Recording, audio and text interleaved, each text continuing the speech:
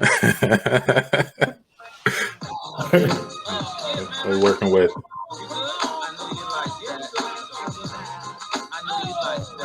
This is a Nas record. His first record when he came back to hip hop. What do you know? What song or which album this is on? This is called "Welcome Back," and it is on. Who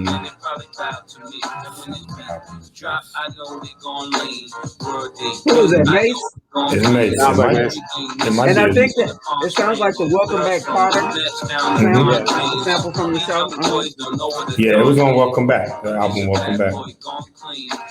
Right on. Well then, to those who are coming back to the show, welcome back. Welcome back to the Can't Tell Us Nothing show, everybody. Thank you for tuning in. Thank you for joining.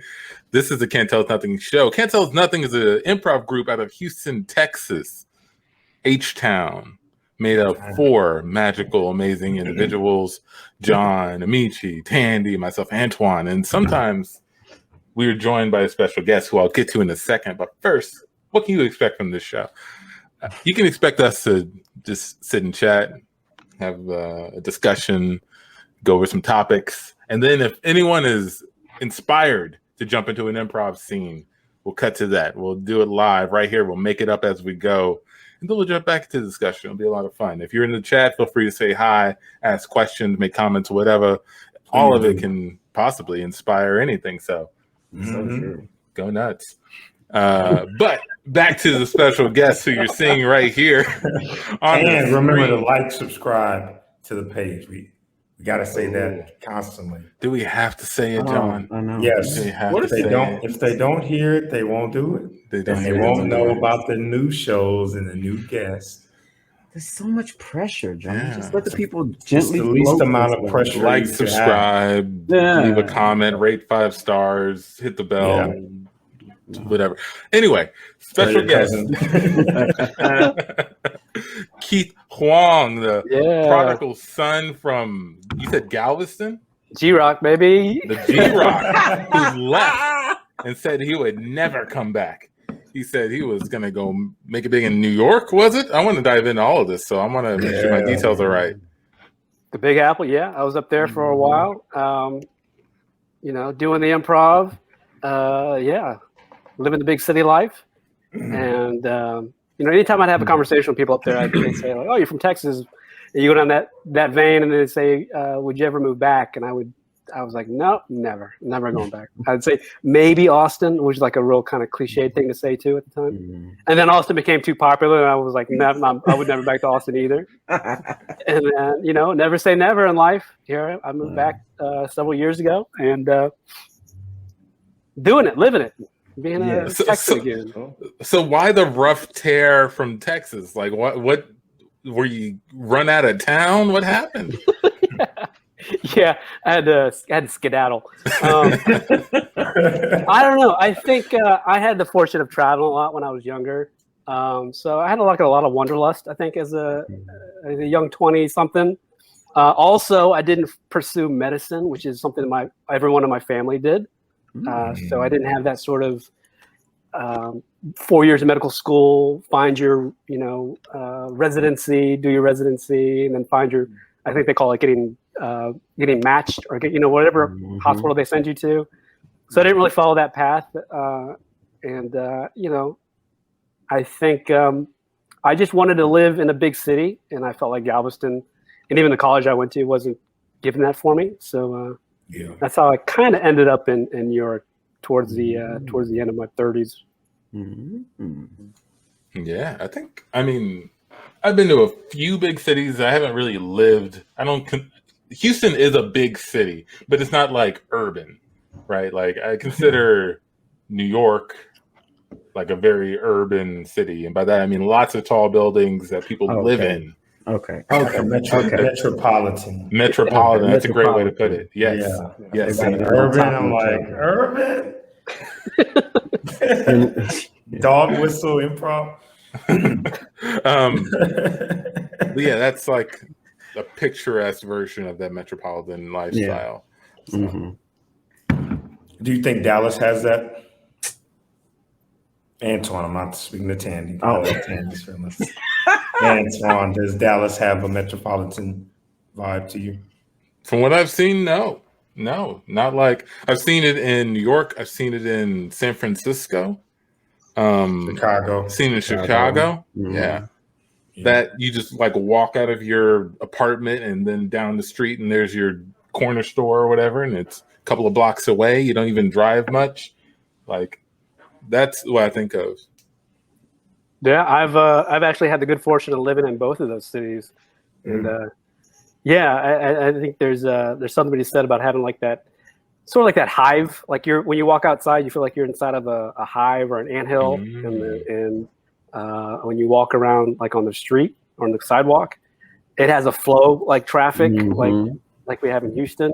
But like you walk on a sidewalk in Houston, it doesn't have the same. No flow. Where's your flow, everybody? No flow. Just you. It's just you and millions of people driving by saying, "I wonder why that dude's walking." Oh yeah. Why is he looking around? Poor man walking on the street. Yeah, right. If you're not jogging or exercising, like if you're walking, that's the thought. Like, wonder what's wrong. What happened? Well, where I live now, I see a lot of kids on scooters, electric scooters. That's taken off like crazy. It is. You know, and I know other cities like Dallas and Austin. I know they're fighting against it here in Houston, but they have those companies that just let you leave the scooters anywhere.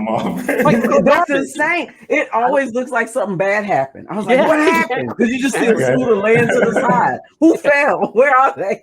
Right. Yeah. And as someone who grew up with like, you know, don't leave your shit just laying in the yard. Like I would get in trouble if I left my bike just laying outside the house.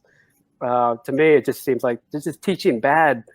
There's no good lessons in that business model. No. And don't you feel like you're stealing when you pick one up? It's like you're looking around. I mean, even though it's there, you're supposed to rent it. You're supposed to use it. But if you just pick it up off the ground and get on it, I don't look too cool.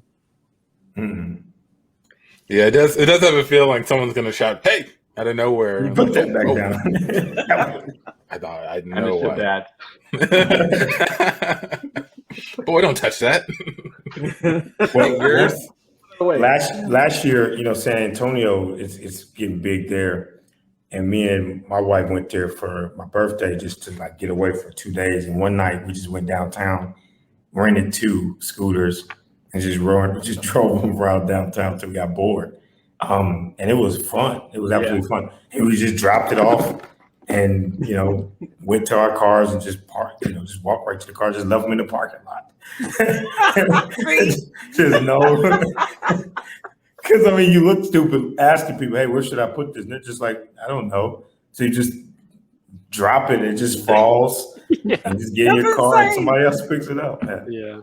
They don't even have like a kickstand or something. You can stand it up nicely. No, they just laying around. Like some kids just left it and you know, didn't obey the rules and put it away. Maybe that's a business, like creating scooter stands or something where people can return those things and stand them upright.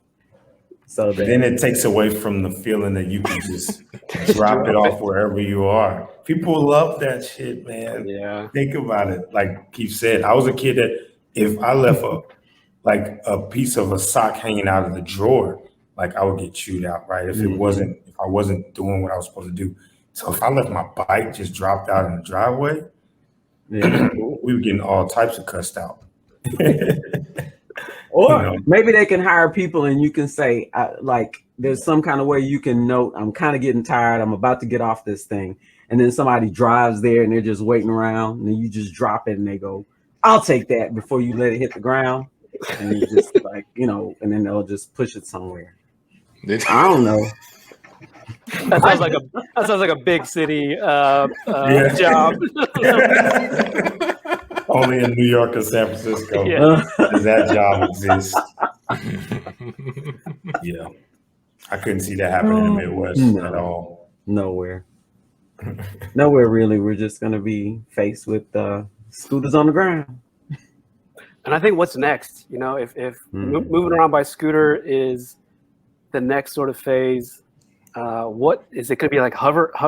Do you think we'll be alive to see hover mobility in our lifetime? I think so. I think we will. Nope. I think so. And if you mean like within the next like 60, 70 years, I think that's a lot of time. We've done a lot of technological advances just in the last 5 years. You know, we're about to put a brain in somebody's chip and download, you know, what, a pig's brain or something like that. I think we can get hoverboards in like 50 years. How do you regulate the air though? Like there are traffic rules for the ground. Yeah. If everybody's in the air, how you regulate that? How many years did it take us to get traffic lights and all of this stuff worked out down here good? And seatbelts. It took years for seatbelts to be regulated. Yeah. So how you gonna regulate the air? Just I'm gonna go, and one person you just. That's a big city thing. Like I can see that happening in New York and San Francisco. I feel like it would be a horrible place for it to happen. You need it to happen somewhere with wide open spaces. Mm-hmm. But it wouldn't be like Oklahoma. But it wouldn't be a good sale. Think about it. What's the need for it? New York, too many people on the sidewalk, too many people on the street. People live on 50th floor buildings. There's an argument, right? With no elevators. Then I could just say being like on the sidewalk and people falling out of the sky. Yeah. We're not going to use them properly. We know it's already. So of course the cops got to get them too. You got to have like the cops got to get them. That the hoverboards got to pull over other hoverboards. How you pull that? You can't have a helicopter pull down the hoverboard. Right. That's overkill.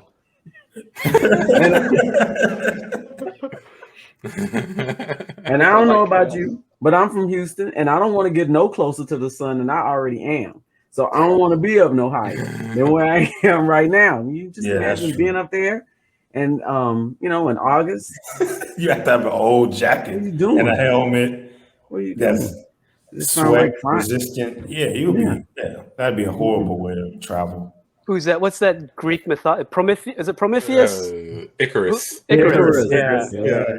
Tandy's not trying to be Icarus, y'all. I'm not trying to. The time you save going to the grocery store in a hovercraft, all your frozen items would be like almost spoiled probably by the time you got home and you're up that high with a bag full of stuff from Trader Joe's. Or you would imagine dropping a bag and it just, you know, you just see it fall and hit the sidewalk or somebody.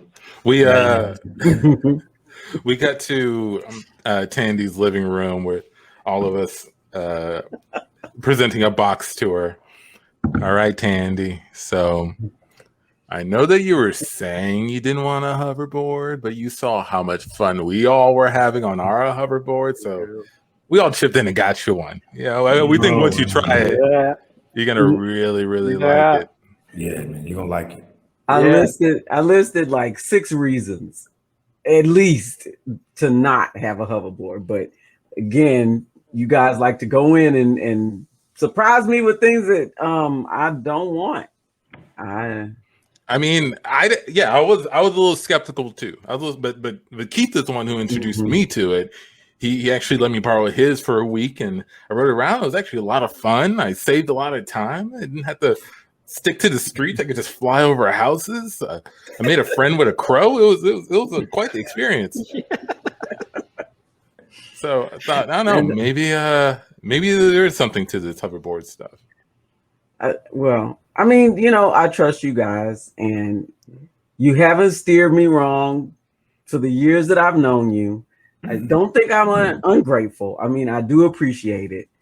I guess, you know, I'll give it a try. Like everything, you know, I guess I should say yes and see what's up with the hover life. Guys, do you have any recommendations for what she should try doing with it? Yeah, I say, start off in your living room right now, right here, you know, where you have a padded carpet. If you're going to fall off, you know, 6 to 12 inches off the ground, you know, I know that's your number one of your list of 6 things. I know bodily harm was number 1. Yeah. So that ticks that one off. You're not going to hurt yourself falling onto the carpet. 2, keep it to 12 inches. Your fear of heights. That was reason 2. That was, you know, reason 3 was, you know, afraid of new technology. You know, this is honestly, this is not that new of technology. Wow. It's basically taking the electric scooter and lifting it 6 to 12 inches off the ground. You know. I have an iPhone 5. I don't know why you thought, but go ahead. And then we have reasons 4 through 6, which were basically, you know, you need to get out more, Tandi. You need. That's what we've all been saying. The pandemic is over, Tandi. Yeah. Got to get back out there. I just thought 5 years. more It's been social. 5 years, Tandi. Yeah. We can get out of the house now. And have fun doing it. And have fun doing it. I mean, yeah. Okay. I'll try. I'm not gonna try it with you guys here. Last time Amici took video when I tried Thai food for the first time, and I still haven't found all of those recordings and gotten them off the internet. So I'm gonna try. Quality content. Everyone wanted to see it. But that was private. I mean, we were together. You didn't ask permission, but whatever. I trust you guys. Okay, I trust you. So I'll try it. Okay. You don't want any of us here, though. You don't want us to like show you I the don't, ropes. no, I want to try. No, I'm going to read the instructions. It came in the box. I'm going to try it for myself. And, you know, I guess I can join you. We're supposed to have drinks tomorrow. I'll join you there on my hoverboard. I will meet you at the bar. And I will I like the sound of that. Yeah. I like that. I like that. All right, then. That's we the cut plan. to later that night. Tandi's in her backyard. She's been doing it in the house for a little bit. She feels like she got the hang of it, so she's moved to the backyard to sort of try to go beyond 12 inches. She's starting to actually like the feeling of floating, and so she sort of started hovering over her backyard fence and started moving her way past the houses and over to the next street, and she sees a robbery going on. Oh, look at that. Get on the ground. Get on the ground. Get on the ground. Give me your damn bike, you little kid. Get the hell on the ground. Oh, Lord have mercy. I don't know how do I get down? How do I land this? You little kid. We see Tandi trying to stop, but then the hoverboard just keeps moving over to the next house. I'm sorry. we see that fades away, and then we see an old man like clutching at his chest, like his cell phone is just out of reach. Anyone? We need to call 911. Oh my goodness! How do I get down? On my front yard. Oh, look, I am a nurse. This is terrible. I cannot get down. How do I take this thing down? She actually starts going higher. She's floating a little bit further, and now she's over I-10 at an exit on I-10. She sees a family that's broken down, and one of the kids is having an anaphylactic shock. Oh, Lord, please. Oh, just my son's been stung by a bee. Please, see somebody. Oh my God! Help! Call 911. Look, there's someone up there. Help us! Help! Come down here. My little brother is about to die. They can't even hear me. I'm yelling, call 911. We cut to the bar the next day, and we're all waiting, and we see Tandi walking up. Hey, Tandi! Hey, Shut up! Every last one of you, just shut up. This is right. I broke my leg. I'm on one of these little scooter things. I can't even use crutches because I sprained my shoulder and my right shoulder, my left elbow. I just got to scoot around now because I was on that hoverboard and nobody told me how to get down. I didn't see it in the instructions. Tandi, we know you hurt yourself. We actually got you a gift. It's in this box. It's in the box here. Yeah. Somebody move it closer so I can grab with my hands. It's a hover scooter. It's a hover scooter. And scene.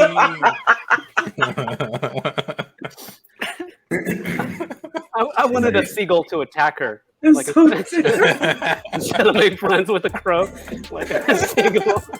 Oh, a seagull friend. And then it turned the off. crow friend, the seagull.